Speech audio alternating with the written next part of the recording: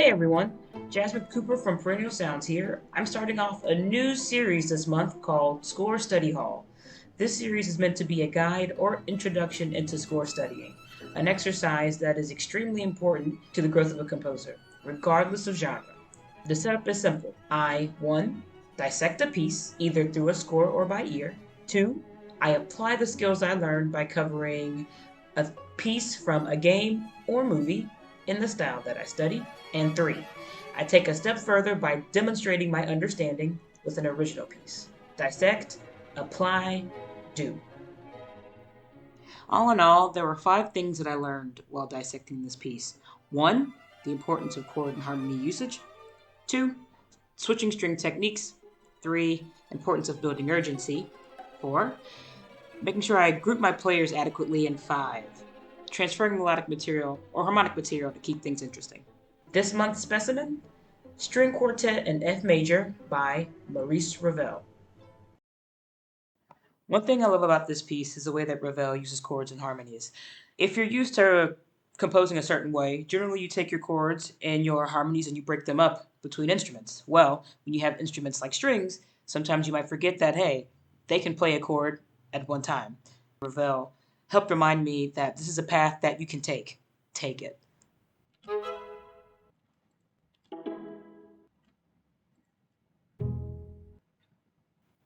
Another cool thing I noticed was the way that Ravel used harmony in the cello line in the second section. He could have easily created an arpeggiated cello line similar to this, but instead, he decides to end each arpeggiation with a little harmonic interval.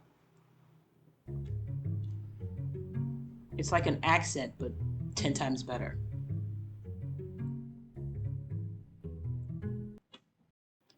Now, as far as switching techniques, there are a few string techniques that appear later in the second section of the parts that I transcribed.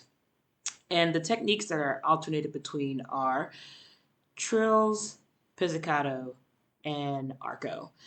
It varies based on which instrument is highlighted, but I decided that I wanted to highlight violin 1. And in violin 1, you have a trill followed by pizzicato, followed by trill, followed by pizzicato.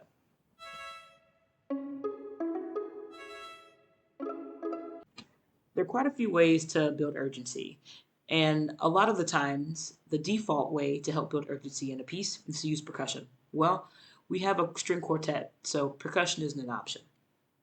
What I really enjoyed in dissecting this piece is seeing how Ravel utilized rhythm to help build urgency.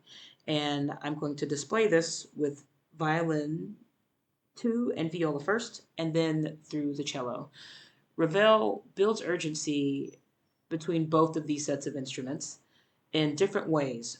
Both are noticeable, but one I would say is a lot more dramatic in its shift.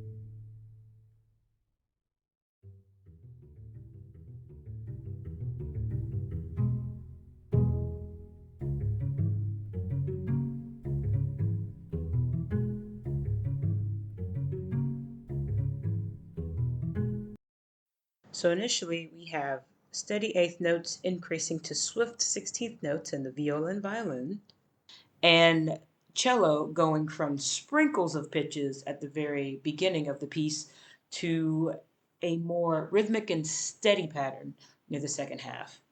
I would say that the cellos feels a little bit more dramatic just because of the amount of space that the cello has at the very beginning of this piece. But because Ravel utilizes that space so well, when the cello enters with a line that's a lot more involved, the shift in urgency feels more prominent. In terms of grouping instruments, I don't want to say that Ravel's approach to it in this particular piece is anything spectacular. It's not. If anything, it was a reminder for me as a composer to do less. Generally, whenever I write quartets, I like to give everybody their own part and try and have those parts find a way to mesh with each other. With this particular piece, the setup is simple. You have one string with the melody, two strings that harmonize, and then the cello with the bass part. Essentially, this goes back to an adage that you'll hear many composers say, which is less is more. And that's not to say that when you're writing string parts that this needs to be the formula that you always follow. Sometimes I forget that there's nothing wrong with returning to the basics.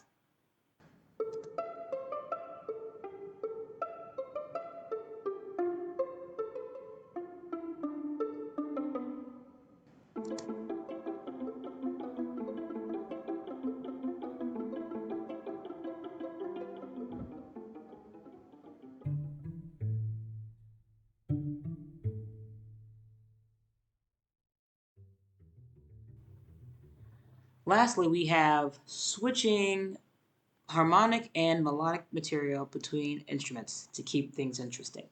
So, this happens more so often in the second section. And I'm first going to start with the melodic material because that's really the easiest thing to pinpoint.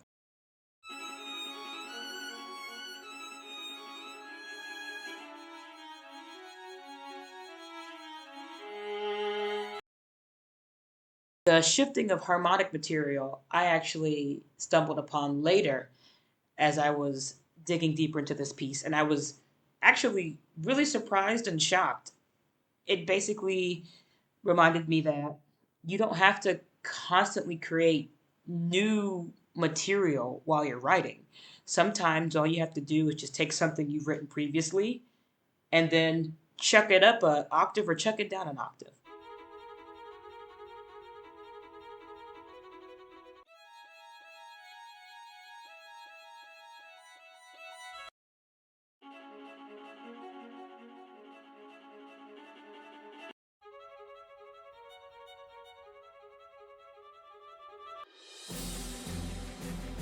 I decided to use one of my favorite battle pieces of all time for this cover, and it's Saber's Edge from Final Fantasy XIII. I thought it would be really interesting to try my best to transcribe, especially the piano part, because it's insane. I want to say hats off to Edelberg Production. You're actually hearing their transcription of this piece, and they tore the piano part to pieces. So what I'm going to do is I'm going to showcase how I utilize the techniques that I learned in creating this cover, and then I'm going to play the entire piece from beginning to end.